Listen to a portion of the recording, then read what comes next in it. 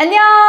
자, 대치 MSG 영재교육의 여은이 선생님이죠. 3학년 다시 시험 기간이 돌아왔네요. 자, 특별히 뭐부터 시작을 할 거냐면 화학 변화의 규칙과 에너지 먼저 시작해 볼게요. 자, 준비됐나요?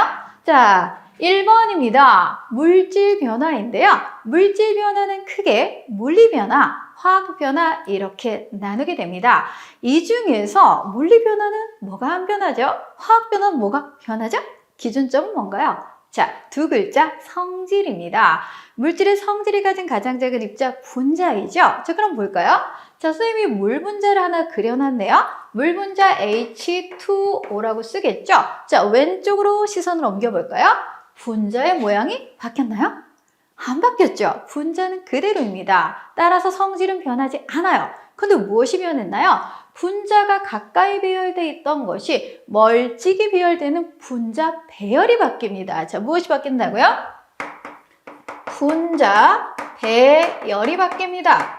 분자는 바뀌지 않아요. 성질이 안 바뀌니까요. 자, 그런데 이쪽은 어떻게 되나요? 더 이상 물 분자가 아니죠? 여기는 산소 분자입니다. 이쪽은 수소 분자죠? 자, 그럼 분자가 변했어. 성질이 변했군요. 자, 분자가 변했다는 얘기는 물 분자를 이루고 있던 산소 원자, 수소 원자의 배열이 이제 흩어져서 산소 원자끼리, 수소 원자끼리 무엇이 변했나요? 원자의 배열이 바뀌었습니다. 원자의 배열이 바뀌었기 때문에 무엇이 바뀌나요? 분자의 종류가 바뀝니다. 그렇지만 화학 변화가 일어나도 자, 산소 원자 4개, 수소 원자 8개, 원자의 총유화 개수 안 바뀌죠. 물리 변화, 화학 변화, 어떤 변화가 일어나도 원자의 총유화 개수는 변하지 않는다. 그래서 질량도 일정하겠죠. 자, 제일 중요한 거 물리 변화는 분자 안 바뀌어. 분자의 배열만, 성질이 안 바뀌니까 화학 변화는 분자가 바뀌어요. 왜요? 분자를 이루는 원자 배열이 바뀌니까요.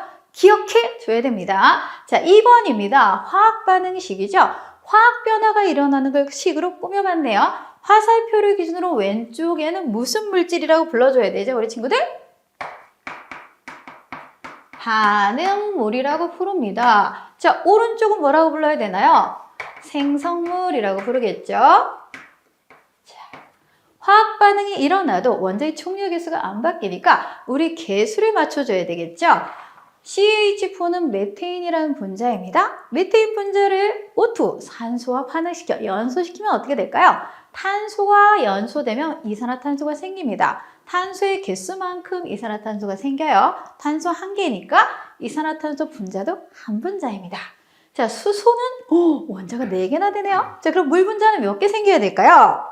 자, 이거 노란색은 필요 없어서 초록색으로. 자, 수소 원자가 4개다 보니까 물 분자는 2개 생깁니다. 이때 수소 원자 4개, 역시 수소 원자 4개 되겠죠. 이제 산소만 맞추면 될까요? 산소 원자 2개, 이쪽에 2개, 총 4개이군요. 그럼 왼쪽에도 4개가 되게 하려면 우리는 어디에 써야 될까요?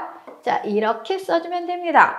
자, 화학 반응식의 앞에 있는 개수는 곧 분자수, 부피를 의미합니다. 자, 메테인 분자 하나, 산소 분자 몇 개?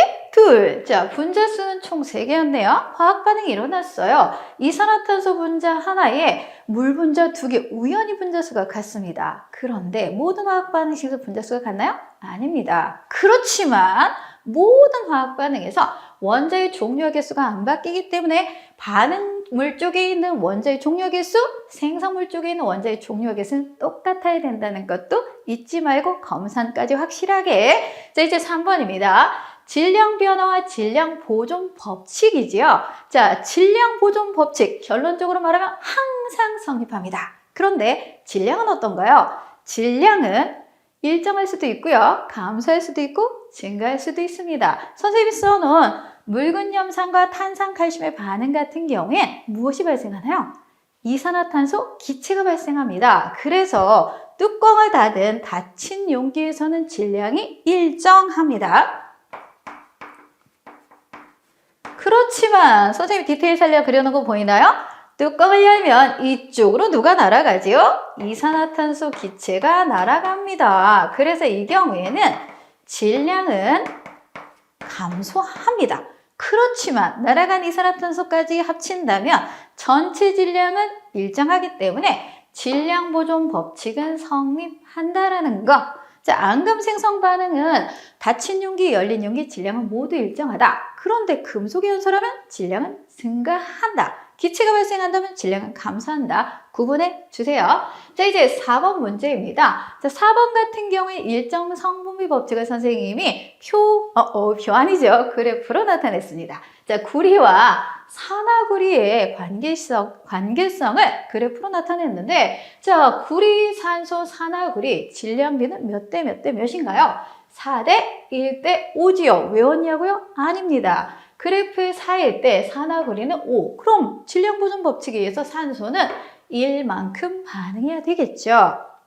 그렇다면 여기에서 산화구리를 25g을 얻고 싶다면 구리는 몇 g 반응시켜야 될까요? 자, 몇 배 커졌죠?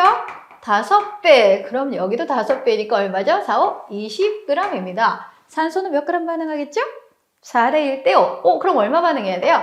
5g 반응합니다. 그래서 이렇게 질량 보존이 성립하는 것도 확인할 수 있지요. 자, 구리, 산소, 산화구리 4대 1대 5. 자, 마그네슘, 산소, 산화마그네슘 3대 2대 5. 수소, 산소, 수증기 1대 8대 9. 기억해 주세요. 자, 그 다음 우리 친구들이 괴롭게 하는 것들이죠. 볼트와 너트의 이야기입니다. 볼트 하나에 너트를 선생님은 3개, 욕심껏 3개. 자, 볼트 하나에 너트 3개가 끼워졌다면, 자, 볼트는 1개니까 1이 생략됐네요. 너트는 3개니까 3입니다. BN3 몇 개 만들었나요? 1개 만들었습니다. 이때 BN3의 개수비, 자, 볼트와 너트의 개수비는 몇 대 몇인가요? 볼트 1개 대 너트가 3개니까 1대 3이 되겠죠? 그런데 질량비는 어떻게 되죠? 자, 선생님이 볼트는 5g이라고 써놨네요. 너트 하나는 2g이라고 썼어요. 그러면 볼트는 하나니까 5g 그대로 가지만 너트는 2g짜리가 3개니까 이렇게 써줘야 된다는 거죠. 이게 우리 친구들을 괴롭히는데, 자, 이쯤에서 볼까요? 자, BN3 화합물을 선생님이 만약에 4개를 만든다면 어떻게 될까요? 4개를 만들어야 된다면 볼트는 몇 개 있어야 되죠? 4개 있어야 되겠죠? 그럼 너트는 몇 개 있어야 되나? 이제 3이 아니라 여기 자리가 바뀌어야 되겠네. 선생님 손으로 봐. 네. 몇 개 있어야 되죠? 4, 3, 12 있어야 되겠죠? 이럴 때 말입니다. 자, 볼트, 너트에서 만약에 선생님이 볼트가 4개가 있지 않고 볼트를 3개만 가지고 너트 12개하고 반응한다면 몇 개의 BN3를 만들 수 있을까요? 예, 너트가 12개 있으니까 4개 만들 수 있나요? 아닙니다. 이때는 적은 볼트의 개수에 맞춰서 반응을 시켜야 됩니다. 그래서 볼트가 자 3개라면 너트는 9개만 반응하겠죠. 그래서 너트는 12개 중에서 9개가 반응하고 나머지는 남는다는 거. 이렇게 부족한 것에 맞춰서 반응해야 된다는 거 꼭 풀어보기 바랍니다. 자, 이제 6번. 6번은 기체 반응 법칙을 선생님이 나타내 놓은 건데요. 자, 질소와 수소가 반응해서 암모니아가 생겼군요. 자, 질소 분자는 하나입니다. 그런데 수소 분자는 몇 개죠?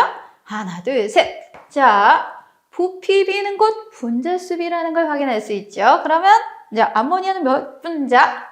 2개입니다. 자, 생략할 수 있는 건 1이죠. 그래서 질소, 수소, 암모니아는 1대 3대 2의 개수비, 다시 말하면 분자수비, 부피비로 반응을 합니다. 이때 만약 질소가 15ml 있다라고 한다면 수소는 몇 ml가 필요한가요?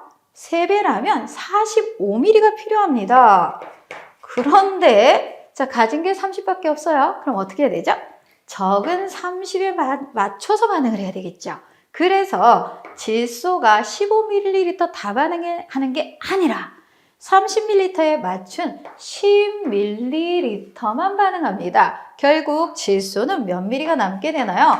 5ml가 남는다라는 걸 우리 친구들이 알게 될 거고요. 그러면 암모니아는 얼마 생기는가요?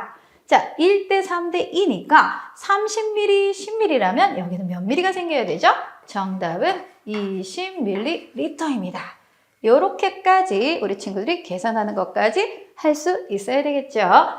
자, 이제 7번이죠. 자, 7번 같은 경우에는 학교에 따라서는 선생님들이 그냥 넘어가는 경우도 종종 있더라고요. 자, 이쪽에 자, 텍스트를 먼저 볼까요? 10% 아이오딘과 칼륨 수용액을 10% 질산납 수용액을 양을 달리해서 반응시키기라고 불렀습니다. 자, 아이오딘과 칼륨 수용액은 처음에 자, 얼마로 똑같이 넣어줬냐면 자, 6ml만큼 일정하게 넣었습니다. 그리고 질산납을 서서히 2, 4, 6, 8, 10 늘려가는 이런 실험이죠.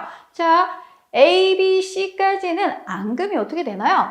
어느 정도 생기다가 자, 드디어 어디에 가서 앙금의 높이가 일정해지냐면 D, E, F는 앙금의 높이가 일정해지는군요. 자, 질산납을 계속 넣어주는데도 불구하고 앙금의 높이가 높아지지 않는 이유는 뭔가요? 이 F는 무엇이 부족해서이죠? 이미 넣어줬던 아이오딘과 칼륨이 부족하기 때문입니다. 그래서 아이오딘과 칼륨 양을 늘리면 얘를 늘려주면 앙금의 높이는 어떻게 되죠? 높아집니다. 그런데 A, B, C 같은 경우에는 무엇을 더 넣어줘야 되죠?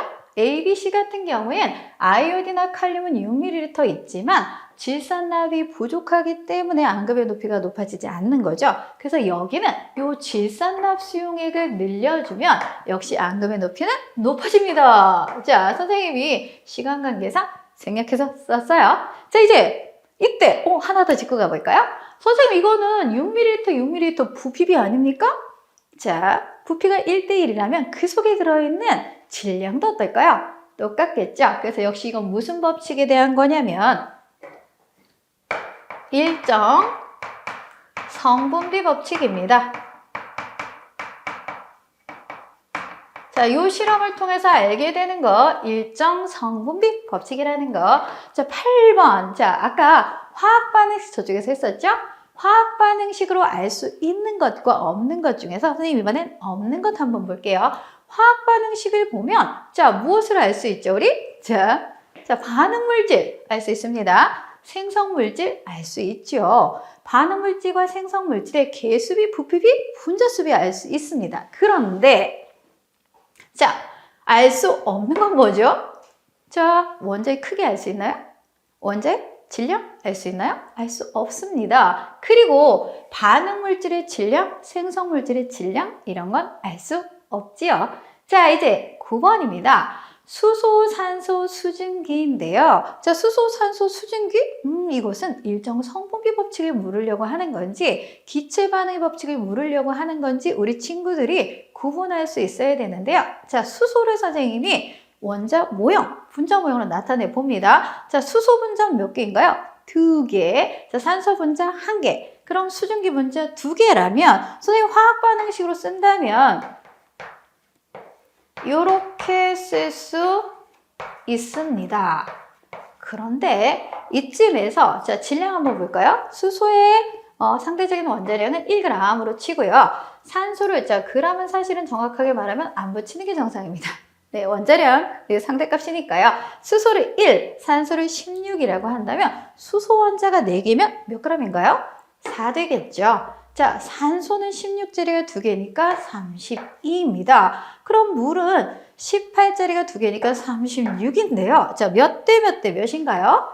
1대 8대 9입니다. 그래서 질량비로 묻는다면 1대 8대 9라고 말해줘야 됩니다. 그런데 부피비로 묻는다면 분자 앞에 있는 요 수가 바로 개수가 바로 분자수 또는 부피비가 되겠죠. 그래서 부피비로 말한다면 2대 1대 1이 되니까 자, 질문이 일정 성분비와 관련된 질량비인지 기체 반응 법칙과 관련된 부피비인지 명확하게 구분하고 문제 풀어주시길 바래요. 자, 마지막입니다. 10번은 발열 반응과 흡열 반응인데 발열, 열 에너지를 방출해. 그래서 주변의 온도는 높아지겠군요. 자, 이런 발열 반응의 예시, 시험을 앞두고는 우리 친구들이 이건 꼭 암기해야 됩니다.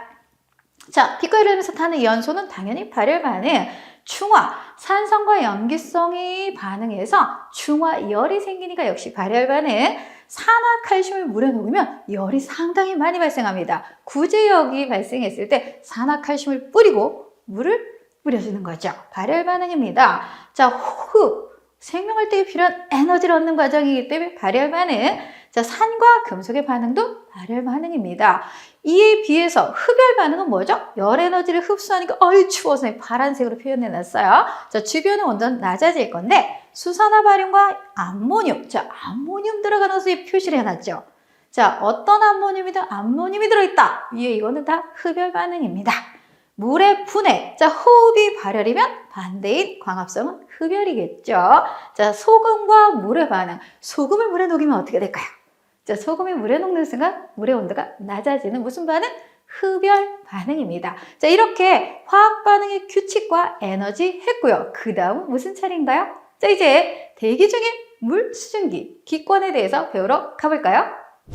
자, 기권과 날씨이죠. 자, 기권. 자, 우리 기권의 층상구조 왜 생기나요? 높이에 따른 기온의 변화이죠. 자, 올라갈수록 기온이 낮아지다가 올라가다가 낮아지다가 다시 올라가네요. 그래서 같은 층이 아니다 보니까 딱딱딱 나눴는데 4개의 층이 생기네요. 자, 어떻게? 대학에서 성공하려면 중학교부터 열심히 자, 대륙권 올라갈수록 기온이 낮아집니다. 자, 그래서 기온이 낮아지니까 대기는 어떤 상태인가요? 불안정하죠. 무엇이 일어난다? 돌고 도는 대류가 일어난다. 자, 대륙권엔 대류가 일어날 수 있습니다. 자, 그러면 대륙권과 똑같이 올라갈수록 기온이 낮아지는 중간권 같은 경우도 어떻게 될까요? 자, 지표면에서 방출해지는 지구 복사 에너지가 적게 도달하기 때문에 올라갈수록 기온이 낮아져서 대기가 불안정하니까 돌고 도는 대류. 자, 대륙권과 중간권은 대류가 있다. 자, 선생님 보라색으로 표시한 건 대류가 있다이죠. 그러면 자, 성층권과 열권은 올라갈수록 기온이 상승하니까 오히려 대기는 안정하겠죠. 대류는 있나요? 없습니다. 그래서 X 표시. 자, 그런데 대륙권만의 특징이 또 있겠네요. 대륙권에는 상대적으로 공기의 75%, 80%가 다 여기에 몰려있기 때문에 수증기도 상당히 많다라는 거. 이 수증기는 무엇을 일으키죠? 자, 이것은 기상현상이지요. 그래서 기상현상은 대륙권에서만 있습니다. 있다. 자, 법도 할 뻔했네. 자, 머릿속에 선생님 뭘 생각했냐면, 자, 성층권, 중간권, 열권은 수증기가 거의 없어요. 그래서 기상현상은 일어나지 않습니다. 그래서 여기는 선생님 X 해볼게요. 자, 그리고, 자, 성층권은 왜 올라갈수록 기온이 상승하죠? 여기 무엇이 있기 때문인가요? 절대 잊으면 안 되는 이것. 자외선을 차단하는 이것은 무엇입니까? 오존층이죠. 오존층. 자, 오존층이 자외선을 흡수 차단하기 때문에 올라갈수록 기온이 상승하고 또 자, 그래서 안정한 곳이죠. 비행기 항로로 이용되는 건 성층권. 자, 중간권은 자, 최저 기온이 가장 낮은 지점이 분포한다. 또 저기에서 무엇이 발견되나요? 유성은 여기서 발견됩니다. 열권 아니고요. 자, 그럼 가장 높은 곳에 있는 열권은 태양에 의해서 직접 가열되기 때문에 온도가 높아지기도 하지요. 자, 여기 대기가 많은가요? 적습니다. 그래서 낮에도 하늘이 검게 보이고 낮과 밤의 기온차가 크고 인공위성은 이 열권을 들고 있죠. 오로라가 관측되는 곳 어디? 열권입니다. 자, 이렇게 각각의 특징 매칭해서 꼭 풀어봐야 됩니다. 자, 2번 그림은 자, 복사 평행에 대한 이야기인데요. 태양에서 지구를 향해서 빛을 100을 보낸다면 자, 바로 튕겨낸 A 얼마입니까? A는 지표면과 대기가 튕겨내는 반사인데요. 반사는 몇 퍼센트? 30%. 자, 그런가 하면 대기에서 흡수하는 건 20% 됩니다. 지표면으로 흡수되는 건 얼마인가요? 50%입니다. 그러면 태양에서 오는 걸 100이라고 할 때 대기와 지표면으로 들어오는 지구로 흡수되는 태양 복사 에너지는 70%겠죠. 자, 복사 평형이라는 건 흡수량과 방출량이 똑같아야 됩니다. 그럼 나가는 거 몇 퍼센트 돼야 되죠? 20과 50의 합인 70% D가 바로 방출량이 되겠죠. 그리고 자, 이거 보이나요? 선생님이 대기라고 써 있는 거. 지표면에서 방출해지는 지구 복사 에너지 중에 적외선들을 여기 있는 저 밑에 써 있죠? 온실 기체들이 흡수했다가 지구로 다시 돌려보냅니다. 그래서 지구의 평균 기온이 15도 정도로 높게 유지되는 고마운 효과. 무슨 효과? 이거는 온실 효과와 관계된 부분입니다. 온실 효과. 자, 대기가 지구에서 방출해주는 지구 복사 에너지를 흡수했다가 지구로 다시 보내줘서 지구의 평균 기온이 높게 유지되는 건 온실 효과. 그런데 온실 효과를 일으키는 온실 기체에 어떤 것이 있나요? 자, 제일 중요한 건 이산화탄소이지만 수증기도 온실기체라는 거 잊지 마세요. 이때 온실기체가 많아지면 지구로 돌려보내는 열에너지가 많으니까 지구의 온도 어떻게 되죠? 점점 높아져. 이게 지구온난화라는 거. 온실효과하고 지구온난화 구분할 수도 있어야 되고, 만약에 대기가 없는 달에서는 복사평형 일어나나요? 안 일어나나요? 정답은 일어난다. 대신 낮은 온도에서 대기가 있는 지구는 높은 온도에서 복사평형이 일어나고 대기가 없는 달은 낮은 온도에서 복사평형이 일어난다. 구분해 주시고요. 자, 이제 4번 문제입니다. 자, 4번 같은 경우에 선생님이 뭘 그려놓은 거냐면 자, 포화 수증기량 곡선이죠. 자, 포화 수증기량이라는 건 어떤 공기 얼마? 1kg에 최대로 포함할 수 있는 수증기량이 포화 수증기량인데요. 포화 수증기량은 기온에만 영향을 받습니다. 자, 예를 들어서 A인 경우에는 기온이 30도다 보니까 포화 수증기량은 얼마이죠? A는 포화 수증기량이 30도씨이기 때문에 얼마입니까? 20.0입니다. 자, 20.0까지 가질 수 있는데 실제로 얼마 가지고 있죠? 실제 수증기량도 20.0이에요. 그래서 A는 무슨 상태라고 불러줘야 되냐면 포화 상태라고 부르겠죠. 그런데 C는 어떤가요? C는 역시 A와 같이 기온은 30도로 똑같아서 포화 수증기량은 20.0인데 C의 실제 수증기량은 어떻죠? C의 실제 수증기량은 10.6입니다. 그럼 C는 무슨 상태가 될까요? 가질 수 있어야 되는 20.0보다 적게 있네요. 자, 무슨 상태? 불포화 상태죠. 자, 그래서 이 불포화 상태의 C를 포화시키는 거 아주 시험에 잘 나오죠. 어떻게 하면 되나요?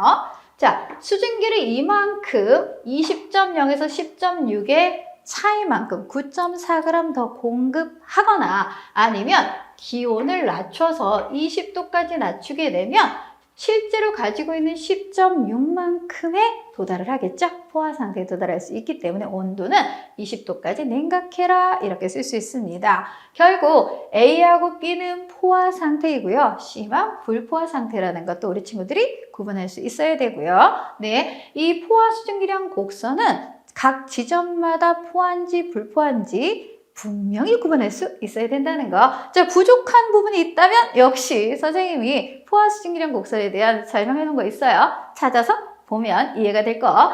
자, 그 다음 5번 상대 습도입니다. 상대 습도는 포화 수증기량 분의 실제 수증기량 곱하기 100입니다. 그렇다면 우리 A 같은 경우는 어떻게 되죠?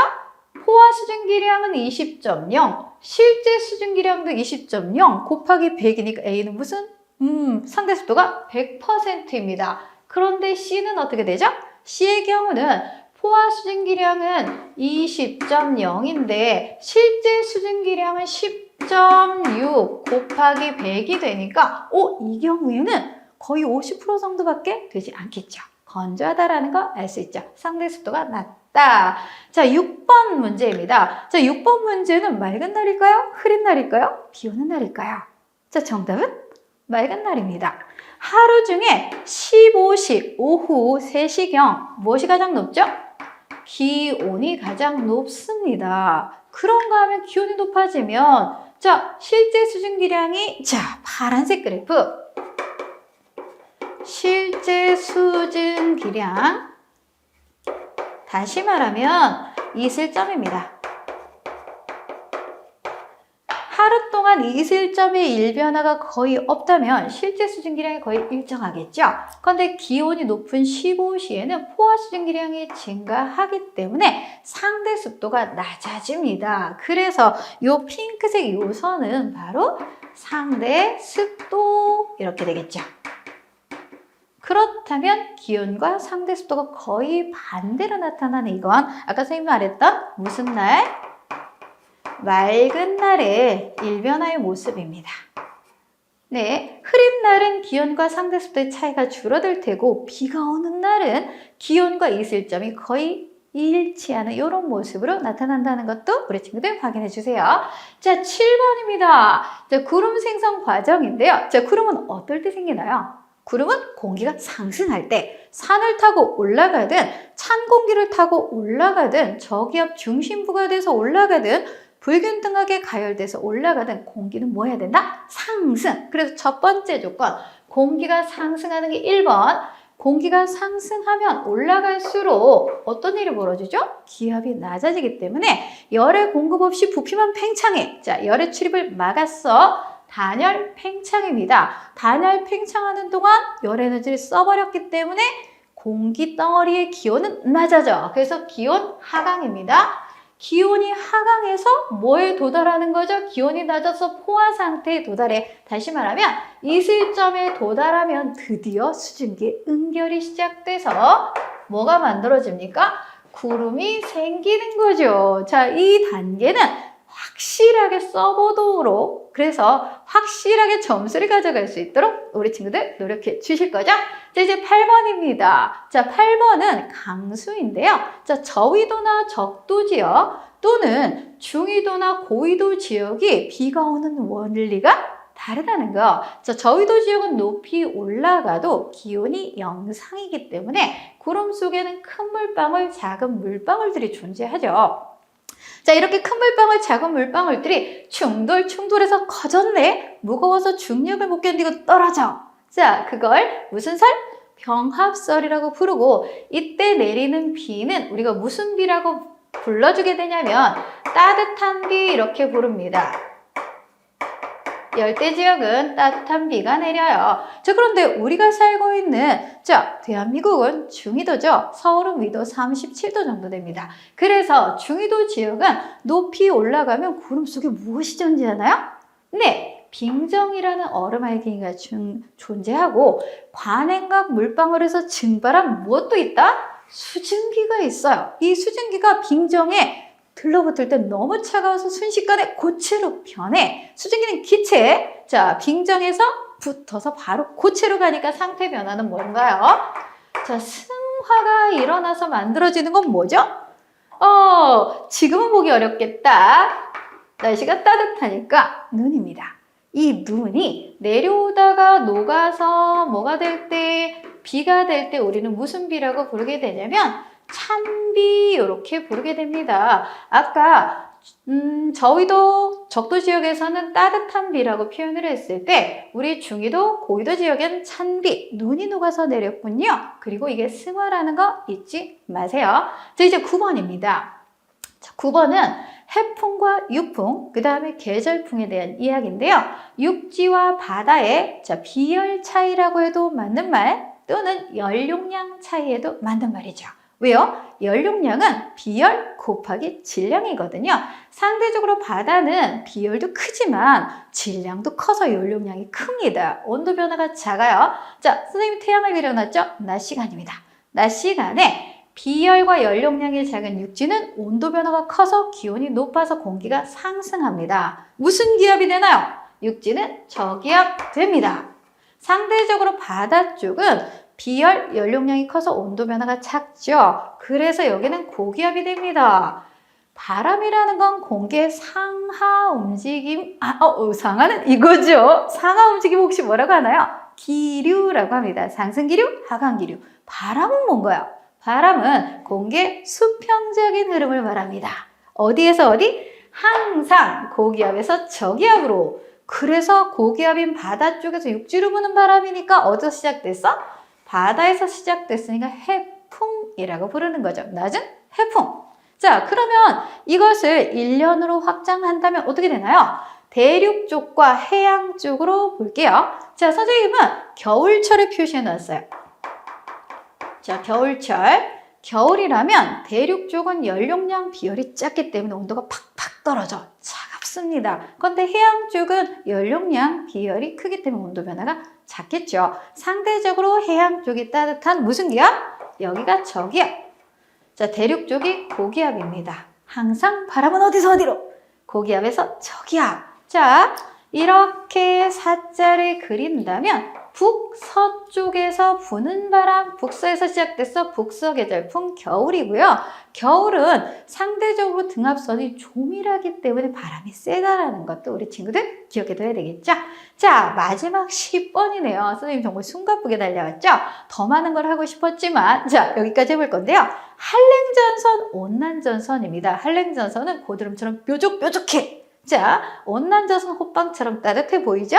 자, 전선의 기호도 알아둬야 되고요. 한랭전선은 찬 공기, 따뜻한 공기가 만날 때, 자, 누가 주인공이야? 한랭, 찰한 찰랭, 찬 공기가 주인공입니다. 따뜻한 공기가 있는 곳에 찬 공기가 급격하게 파고들면서 따뜻한 공기가 확 상승을 하네요. 경사가 매우 급합니다. 그래서 구름의 밑면적이 좁고요. 이 좁은 면적에 집중적으로 비를 내리는데 전선의 뒤쪽에 무슨 비?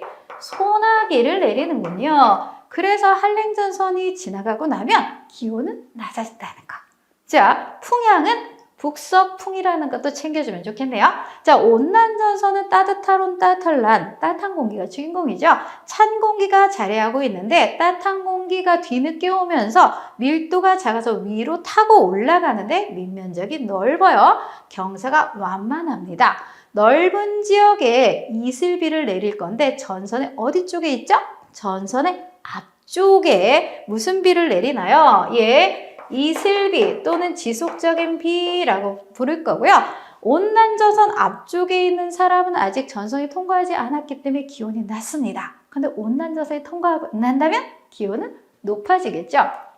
자, 온대 저기압에서 온난전선, 한랭전선 사이에 있다면 온난전선이 이미 통과했고 그래서 비는 그쳤네. 한랭전선 아직 오지 않았어. 자, 이 지역은 남서풍이 부는 맑은 날씨가 된다는 거. 자, 우리 친구들 선생님하고 이렇게 기권과 날씨에 대해서 배워봤는데요. 우리 친구들이 충분히 열심히 공부를 한다면 시험 점수가 아주 따뜻하겠죠? 자, 선생님은 우리 친구들의 따뜻한 시험 점수를 응원합니다. 안녕!